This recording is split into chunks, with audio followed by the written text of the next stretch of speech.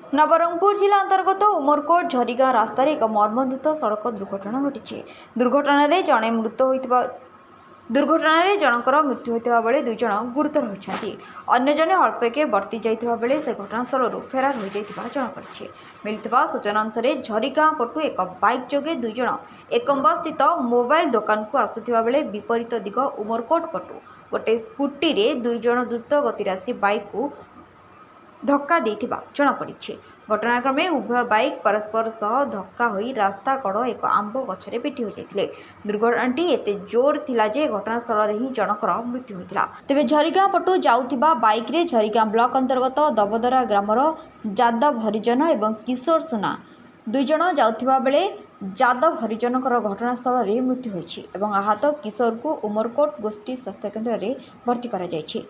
विपरीत दिगरु आसुथिबा स्कूटी रे सवार दुर्गेश माझी एवं अन्य जनक मध्यरु दुर्गेश माझी गुरुतर थिबा बेले तांको नवरंगपुर जिला मुख्य चिकित्सालय को पठाई दिया जाइछि। तेबे अन्य जन युवक अल्पके बर्ती जाइथिबा स्थल रे घटनास्थल फेरार हो जाइछि, तेणु तार परिचय मिल पारि नहीं। उमरकोट पुलिस घटनास्थल रे पहुंची शव जबत करने आहतों उद्धार कर चिकित्सा लगी 108 आंबुलांस जरिया पठाई।